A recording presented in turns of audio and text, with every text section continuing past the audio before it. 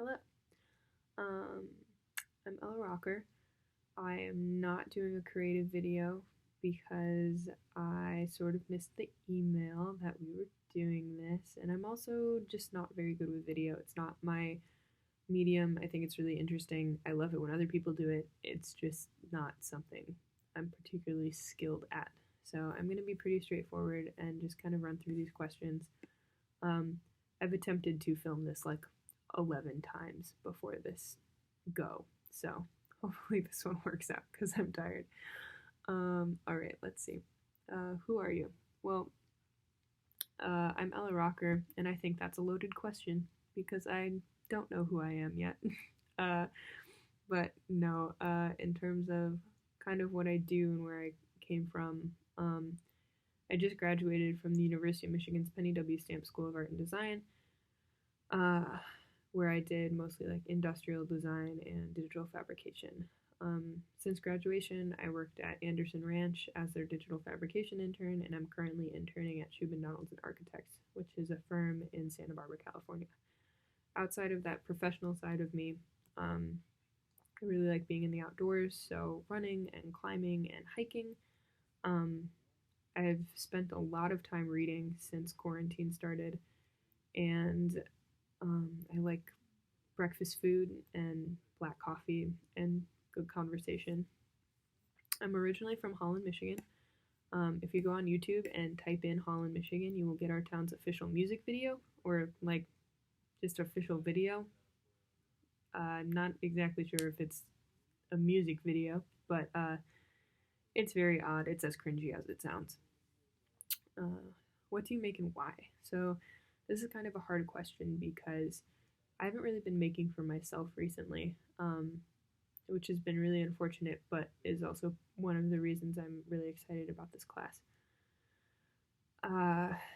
Recently, I've been making mostly for my internship, so doing a lot of architectural model making and working in Rhino, and then bringing that into like a physical form through digital fabrication. So taking Rhino files and outputting them as either like a laser cut or 3D print. We're also doing a publication right now, so I've gotten a lot of practice at photography and layout design and photo editing, which has been cool because that was something I never really focused on in undergrad.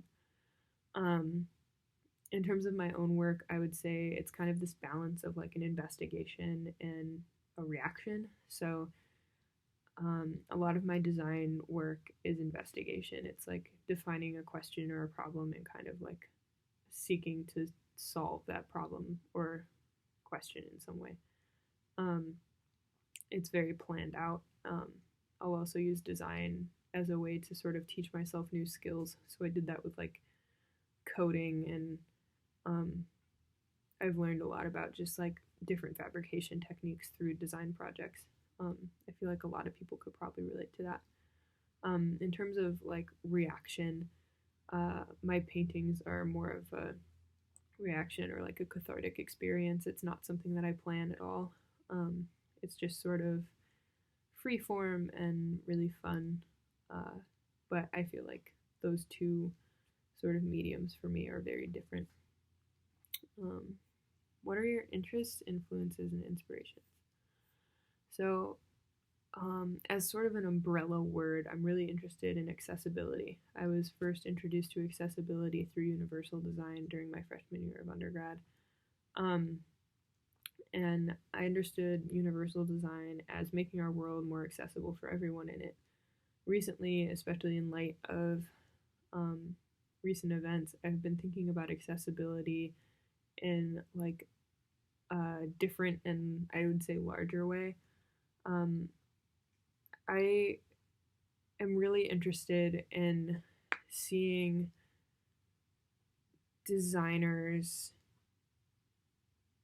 play a role in areas that are traditionally outside of design.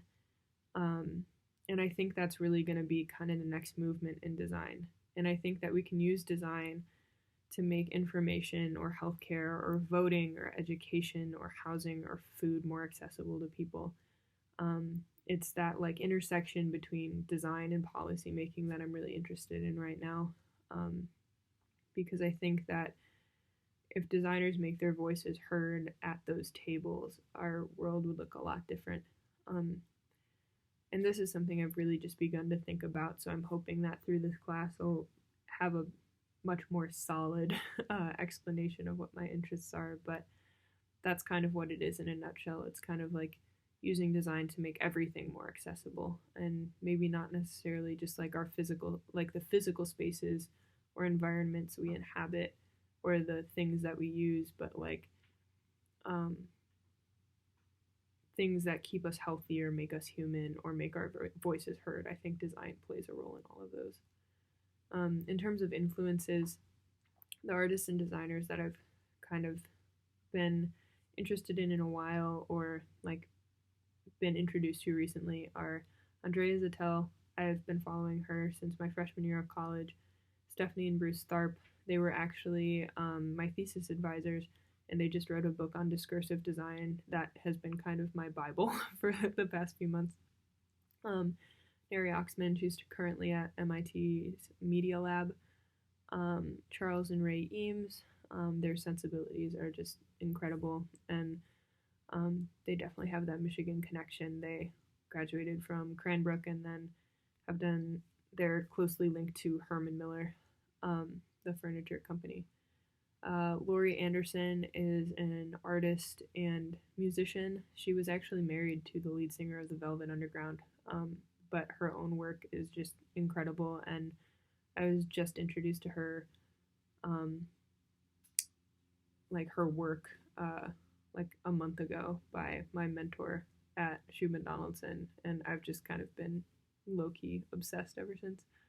Marina Abramović, I think a lot of people are pretty familiar with her. Michael Hansmeyer, he has a background in architecture and recently has been doing really interesting kind of sculptural architectural pieces by manipulating the code of 3D prints. And then the last person is Ellen Rutt, and she is actually a good friend of mine, but she's a Detroit-based artist as well who does a lot with bringing awareness to climate change through her art. So that's a little snippet of me. I'm sorry this was so rambly, and I will be better at watching my email in the future, but I'm looking forward to meeting all of you and redeeming myself from this mess of a video.